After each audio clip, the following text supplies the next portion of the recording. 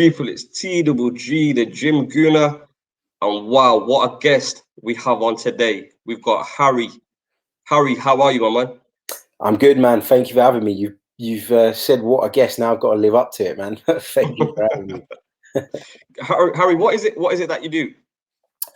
So I would say I'm a football journalist that covers the Arsenal and Italian football. Last season I worked as a Premier League commentator out in the United States for VSIN, and I do various radio bits and podcast things, and that's it really. All things Arsenal really, which is my main passion, and whatever other work comes along. Wicked. What, when, and how did you become an Arsenal fan? I didn't have a choice, if I'm being completely honest. My dad is a mad Gooner, still is, and that was how it all started for me. Really, he took me to my first game, I think, when I was 5 or 6 years old, and from then on, I've been really fortunate because I've been in a position where I got taken to games as a kid, and that is something that not all kids get to experience. So to be able to have that and have that bond as well, sort of with your family through something that you both care about and both love is amazing. And yeah, that's how it came about. Really got taken to games from when I was a kid, and as I got older, sort of branched off on my own and started going to games by myself, and got into the kind of podcasting world and wrote a book, and from then on it's just kind of taken off, and I am where I am now, which is great. Still a lot of work to do and still a long way to go, but I'm obviously really lucky to do what I do, and I love it, even though it does take over your life. Yeah, man, no, you're smashing it. Guys, if you don't already follow Harry, his Twitter handle is on screen now. Harry, other than Twitter, where else is it that we can hear your stuff or read your articles? Yeah, you can find a lot of my articles at the moment on 90min.com. You can also find me on the 90min channel, as well as my own channel, which is the Chronicles of a Gooner, which is an Arsenal-based channel. We're bringing some Euros content to the table at the moment as well, but it is predominantly an Arsenal channel, and we release podcasts at least 5-6 times a week. So there's plenty of content there if you want to check it out. Speaking of the Euros, then, first question of the day: is it coming home? No, it's not. It's not. And I'm someone who I find it really hard, right? Because I'm not from an English background. My parents are from Cyprus, so for me, it's easier to detach from England, I think, than it is for a lot of people who obviously support them. I'll be open and honest about it. I don't support England. I find it really difficult to watch the likes of Harry Kane, Harry Maguire. All these players that play for rival clubs that I'm literally at the Emirates one week sort of cursing, and then the next week I've got to pretend I like them and pretend I'm supporting them. So yeah, 100. That's real, man. That's real. Yeah, I find it hard to switch from club football to international football. But I think what that gives me is the ability to look at England from a more objective place, and I don't get carried away by the hype, and I don't, England got through the group, and that was what the job was, and they managed to do that. But I haven't been convinced by them yet. I look at other teams though as well, the French, for example, who have shown signs of being this great side that they've been built up to be, but also, in my opinion, haven't hit top gear. So I'm not ruling England out completely, but I haven't seen enough to be able to say right now that it's coming home. No, of course. And no, 100%. What you just said is real. You get so many people that will say they support England just for the sake of being in the country. Speaking of England, then, does Southgate actually understand the powers he has in his team? I'm talking the likes of Jadon Sancho, who's to this minute has not had a minute to play in the Euros. Does he understand the team and the amount of talent that he has? I think it all comes down to footballing philosophies, doesn't it? I mean, for me, I look at some of the players that have been on the peripheries and have been on the fringes, and the ones that stick to my mind are Jadon Sancho, as you mentioned, and Jack Grealish. For me, those two would be nailed on starters in the team. I also think England's big problem at the moment is a lack of dynamism in midfield.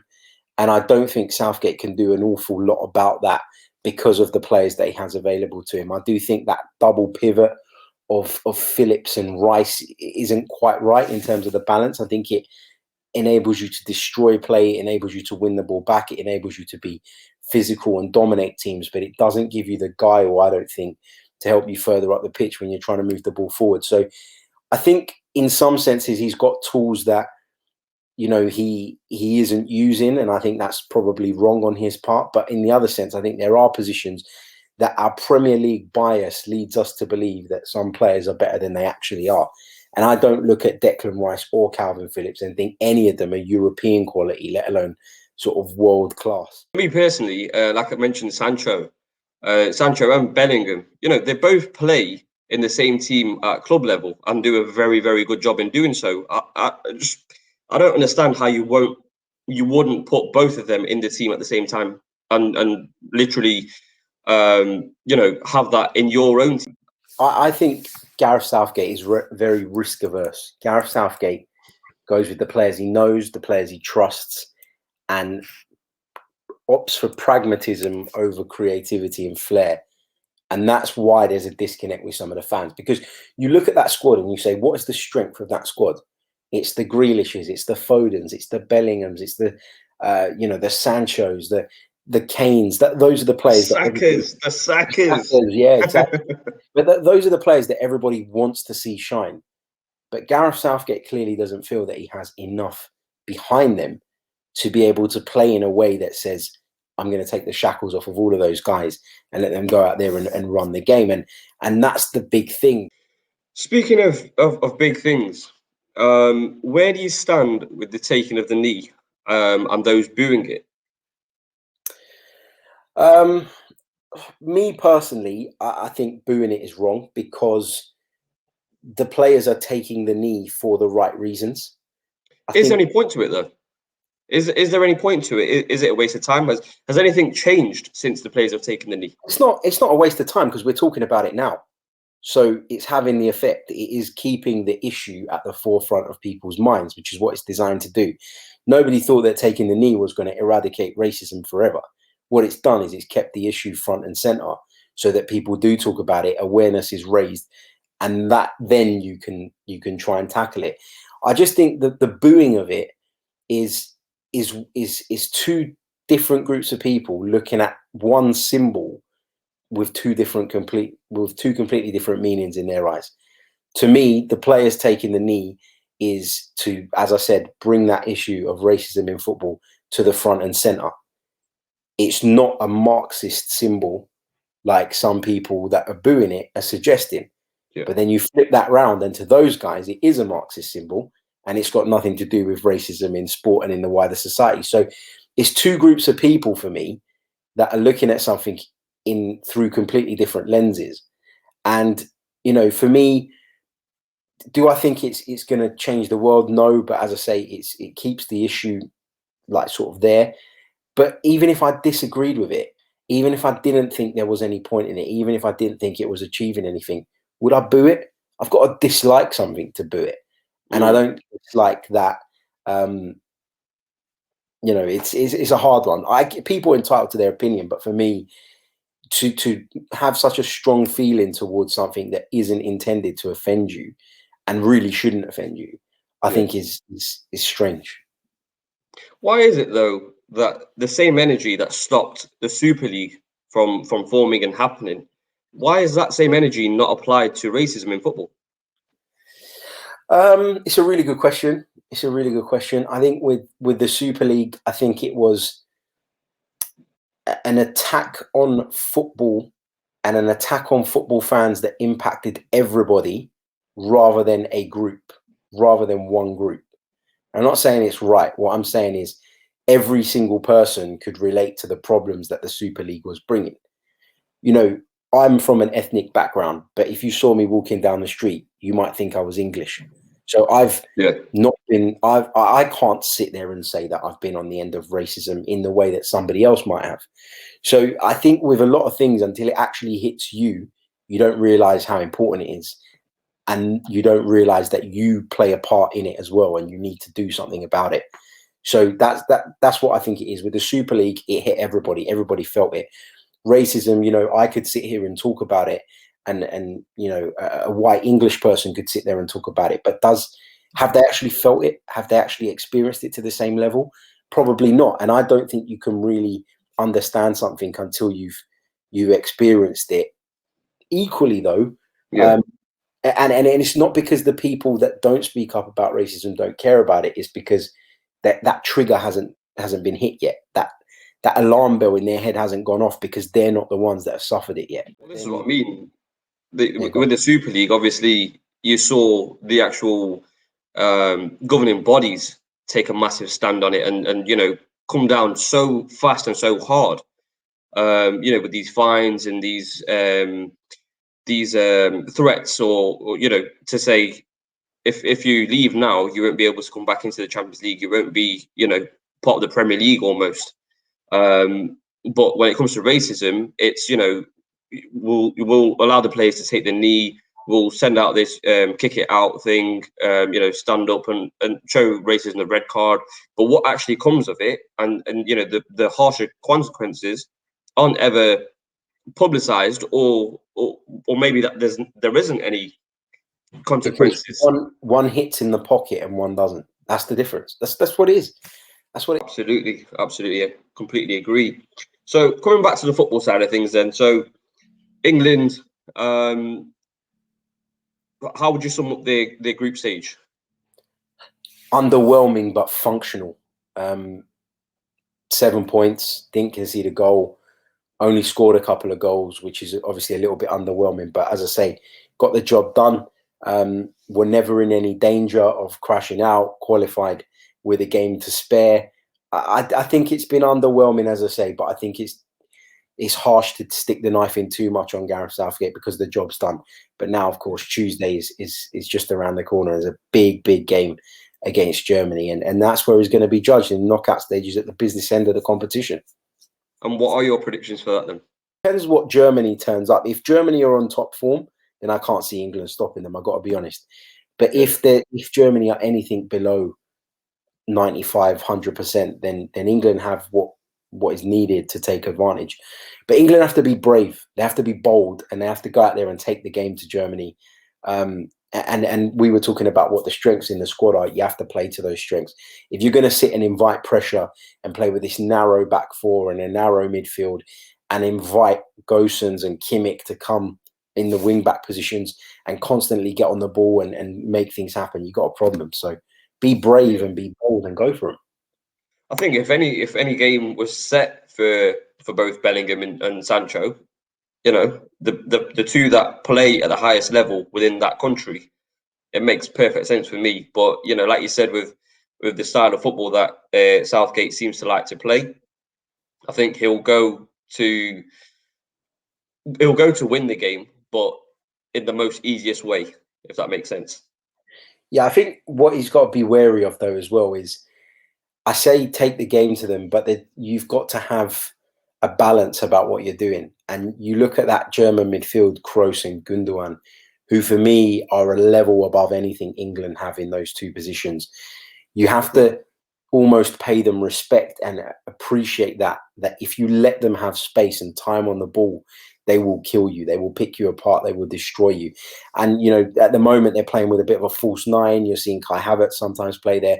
Thomas Muller getting in and around those areas, dropping that little bit deeper. Serge Gnabry can do that as well.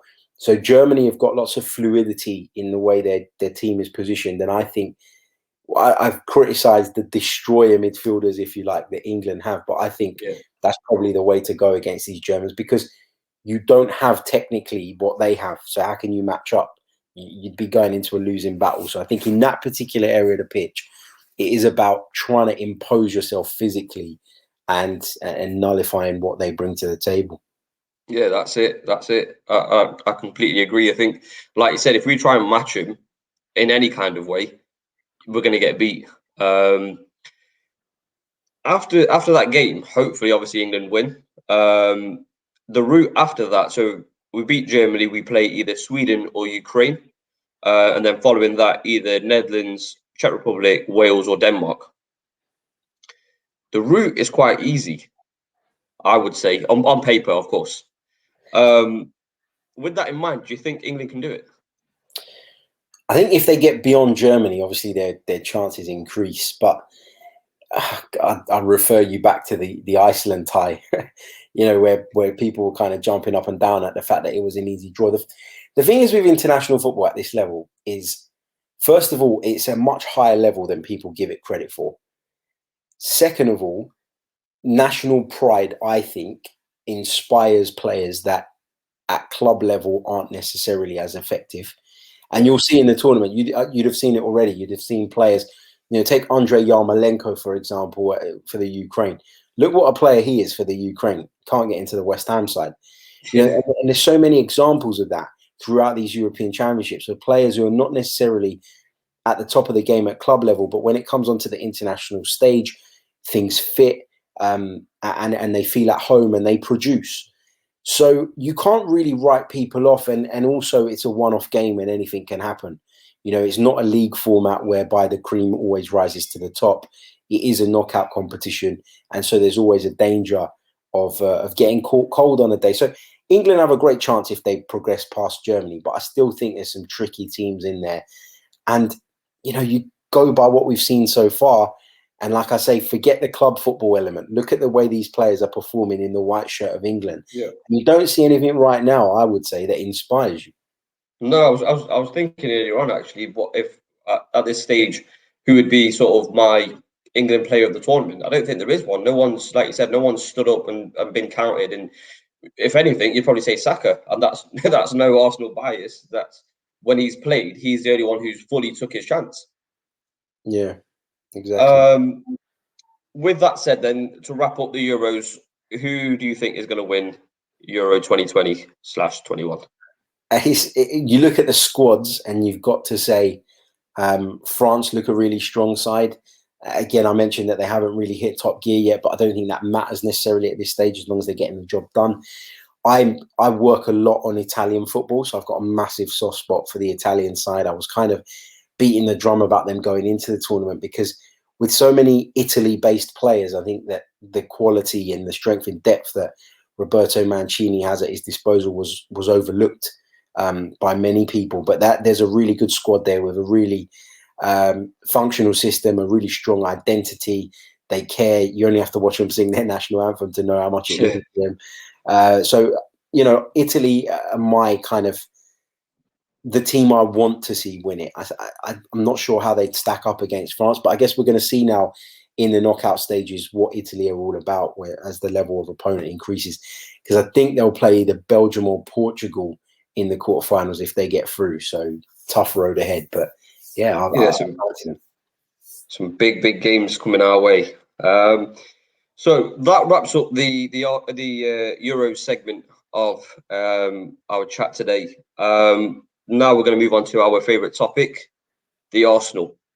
So obviously 2 seasons ago, we were quoted, "Be excited," by a very wealthy young man, son of Stan Kroenke, Josh.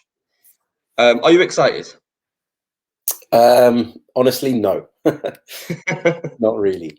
It's hard to be excited when you see that Arsenal, since he made that comment, have finished 8th 2 seasons running. How can you be excited by that? You can't. I grew up at a time where Arsenal were challenging for doubles and winning leagues and going far in the Champions League. So to go from that to this, to a point where we're, somebody asked me today, or somebody reminded me that the Carabao Cup draw was on today. And then I remembered that Arsenal are in it in the second round this time around. Wow. Because and that's not happened because we've not been without European football before. Not in my time anyway. So yeah, you can't sit here and say you're excited. It does seem, though, it does feel like this summer, and I don't want to kind of jinx it, that Arsenal are going to spend big though. But the problem is that there's this misconception that Arsenal don't spend money. Arsenal have spent money for years and years and years. It's about spending it wisely, and we've not done that. And this is a consequence of the poor management of the football club from top to bottom. Not just the guy who sits in the dugout every week, but the people above him and the people above that and the people who are the custodians of our club, the Kroenkes. There's no clear strategy. There's no clear plan. And that scares me more than the idea of, that concerns me more than how much we're going to actually throw at the transfer market. Yeah, no, I have to agree. I'm definitely not excited. I mean, I always get excited by the rumours. Just I imagine, just as every other Arsenal fan does. The likes of Maddison's been rumoured now. There has obviously been news earlier today with the Ben White news. So apparently, there was a Brighton correspondent who said 50 mil has been accepted. What do you make of that? Are you happy with that signing? I like Ben White as a player. I am a fan of his. I think in terms of his profile, I think he probably fits into what Mikel Arteta wants to do perfectly, in the sense of he's very comfortable in possession, capable of stepping into the midfield and being an extra man, capable of playing at right back if you really need him to. He's young, lots of potential, English, which seems to carry a premium these days, homegrown, which helps fill that quota. And he's, what I like about him most is that he's press resistant, in the sense of, I think he'll be quite comfortable, or more comfortable than others. I don't think any centre half really wants to receive the ball on the edge of his own box with strikers swarming around him. But I think he fits into the style of play right. My only reservation about this is the amount of money that we're talking about here. Now, a few days ago, there was a report put out by 90 Min, who I work really closely with and I work a lot with, suggesting that Arsenal were willing to spend up to £200 million in this summer transfer window in order to get back to where they needed to be. And the report was laughed off by a lot of people. Now, I wasn't the source. It wasn't relayed to me, that information, just to make that clear. But that was a report that was doing the rounds and has been published. And now when you think about it, if, you know, I'm trying to think in my mind, centre-back is not the priority position for me. You know, William No. Saliba's coming back, and, you know, we don't know what's going to happen with that, but he was coming back. We've got Holding, we've got Pablo Marie, we've got Gabriel. You know, centre half doesn't feel like a problem area or the priority area. So if we're going to spend £50 million on Ben White, does that not make you feel like, as an Arsenal fan, that actually there is money there? Yeah. And however they've raised it, whether they've borrowed it or whatever, as a fan, that's kind of irrelevant. But does that not make you feel like, if we can spend £50 million on a position I wouldn't regard to be the priority, that Arsenal are preparing for a big summer? And that should give you encouragement, I think. Yeah, no, I completely agree. Yeah, you summed it up perfectly. If we've got 50 mil to spend on a centre back, the budget, first of all, can't be that small. And yeah, I mean, the talks of Maddison, where do you stand with that? Are you excited by that? And would you welcome him in the team, or do you think his his appearance would obviously? Do you think it would stunt Emil Smith Rowe's development? I'm not sure it would stun it, because I think with Emil Smith Rowe, we've seen him break down quite regularly with injuries. I wouldn't back Emil Smith Rowe to be fit every single week. And I actually think that a lot of people were worried about that very thing when Martin Ødegaard came in. And actually, you saw, in my opinion, Emil Smith Rowe take it up another level, Better, yeah. and being included ahead of him at the end, and sometimes being put in on the left and on the right. And I like that. I like the idea of those more technical players sometimes being put on either flank, depending on the game, to kind of give you that control in those areas. So I don't think it would stunt his growth. I am a little bit on the fence about Maddison, though, because I think Maddison has had stages in his career where he's looked incredible, and he's had stages where he's just not been quite right. I don't know what the reason is. I don't know what it's down to. But again, if you're going to spend 60 million, I'd say the same thing about Ben White. If you're going to spend 50, 60 million pound on these players, I do think that if you look properly, there is better out there for that sort of money. But it's this whole, they have to be Premier League proven. This is the kind of thing that fans are desperate to see. So do you take the greater risk financially because you think it's less of a risk in terms of them adapting to the Premier League? Or do you look for the superior quality and take the risk that they're going to need some adaptation time? I think Arsenal need success now. And that's why you're probably seeing a bit of a shift in the transfer strategy. Yeah, no, absolutely. For me personally, as an Arsenal fan, my personal standpoint on that is exactly that. Take the plunge now, because the longer we leave it, the further behind we're falling. and we can't afford to fall any more further back than we already have. Harry, for you, what are 4 realistic signings this summer? It's a hard one because I always feel like with Arsenal, it's always going to end up being the players that we haven't been strongly linked with. It always feels like there's this massive smoke screen every single summer. There's always, yeah. You know, we will talk about 4 or 5 players for the duration of the summer, and we might end up with one of them. I think obviously Ben White is a deal that is reportedly close to being done. Outside of that, you're looking at, you know, a centre midfield player. I actually like the look of Ruben Neves. I'd actually go and get him. Not because I think there isn't better midfielders out there, but I think he is someone who would bring to us what we're going to lose in Granit Xhaka, the good parts of Granit Xhaka that we're going to lose. So Ruben Neves is someone I'd look at. It looks like we're going to get a deal done for Albert Lokonga as well, the Anderlecht player, who will come in as a midfielder. But for me, he's got to come in with someone, i.e. a Neves, because I'm not sure he's quite ready just yet. But he's a bit like Matteo Guendouzi in the sense of, if it works and you throw him in straight away, great. But it's a purchase done with a view to the future. That one didn't work out for other reasons. But I think Lokonga is another one. So that's 3 players I've given you. Moving forward, I still believe that if the right offer is on the table, Real Madrid would consider selling Martin Odegaard. And I still believe that he is Arsenal's #1 target in that number 10 position, always has been. Real Madrid will give it the old, you know, we're not selling him, we don't want to sell him, we want X amount of money. But Real Madrid are broke. Real Madrid are absolutely broke. And I never thought I'd ever say those words, but it's the truth. And I think that as the window goes on, particularly after the Euros end, Real Madrid will be looking to secure targets on their own and will probably find that in order to finance some of the deals that they want to do, they'll have to sell. And, you know, you can talk about other players on the fringes at Real Madrid. Dani Ceballos is another one who's going to be back there and potentially could be sold. But Martin Odegaard's the one whom there's interest in. So you cash in on that player, don't you, in that position? Yeah. So I'm not saying it's definitely going to happen. But what I'm saying is, just because he said that he's going to be playing at Real Madrid next season, don't take it as gospel. It doesn't mean that's going to be the case.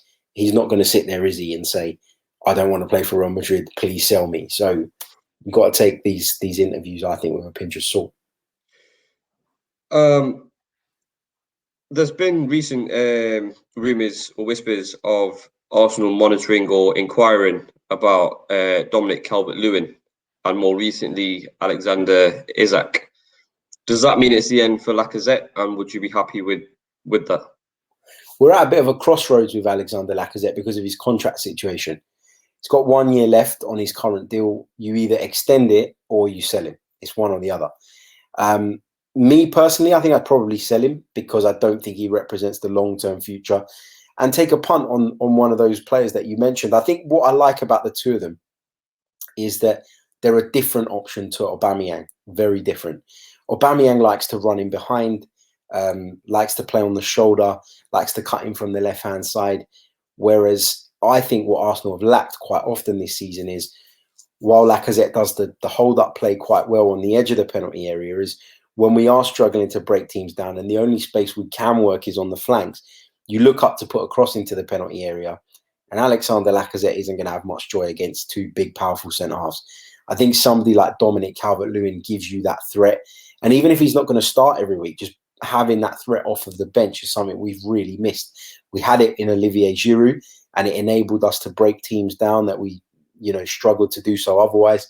So I like the idea of bringing in that profile striker. Isak looks a more complete player for me, and one that could go on to greater heights later on in his career, but it's going to cost a hell of a lot of money. And, I said earlier, hopefully it means this Ben White thing means we've got money. And if it does, great, happy days, Yeah, they were saying 70 mil. Arsenal were looking to pay a full 70 mil for a player. And most of that is to fend off interest from Real Madrid, who you said were broke. So kind of conflicting reports and information, because obviously if they're broke, they're not going to get close to 70 mil for any player. What you're going to find Real Madrid doing, and you're going to find a lot of clubs in Europe doing this, more so than in the Premier League. And the reason for that is because the clubs in Spain, Germany, France, Italy have been hit harder by the COVID crisis, right? Their TV deals are not as big as the ones that we've got here. And therefore, them not having fans, not being able to sell merchandise has had a bigger effect. What you're going to get clubs like Real Madrid doing is going to smaller La Liga clubs and essentially bullying them into saying, we're going to take this player on loan for the season with an obligation to buy them at the end of that season. Now, what that does is for the smaller club, that guarantees a sum of X amount coming in the near future, which helps steady them and stabilize them financially. Even if they haven't got the money up front, knowing that money's coming means you can borrow against it, means you can do whatever you need to do to keep your club afloat. Yeah. That's what you're going to see a lot of clubs around Europe doing with deals now. Yeah, no, I think that makes perfect sense as to what the article I read then, because if Arsenal sort of know that what you've just said, then for them to pay 70 mil, off the bat to Sociedad for Isaac makes perfect sense. Harry, quick fire. So whichever player or option you want to go with it, and try not to think about it. Cool. Aarons or Lamptey? Lamptey. Basuma, Neves or Locatelli? Locatelli. It's a big Serie A fan. Can't get away from that. Maddison or Awa? Maddison. Keep one of Guendouzi, Torreira or Elneny? Torreira. If we get Ben White and we decide to keep Saliba and not send him out on loan, who starts, Saliba or White?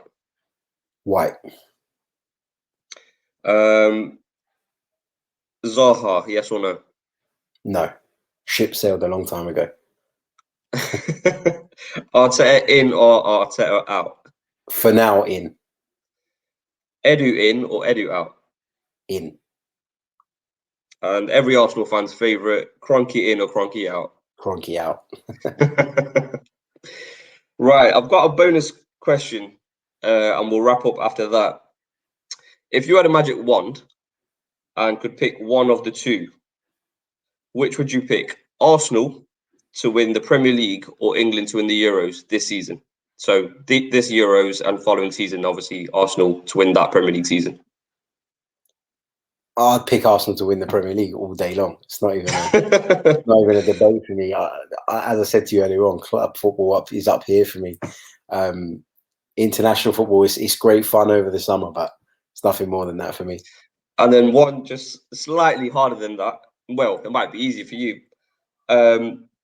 Arsenal to win the Champions League or England win the World Cup and Tottenham get relegated? Arsenal win the Champions League, because I always say to people, I'll die a happy man if I see Arsenal win the Champions League. That's all I want. I've seen the Premier League. I've seen the FA Cup. Domestically, we've seen it all, but that is the one thing. Yeah, man, 100%. I'd agree with both options as well. My allegiance is with Arsenal, not with England. And that wraps it up. Harry, you've been amazing, an amazing guest. Thank you so much for coming on and giving me your time.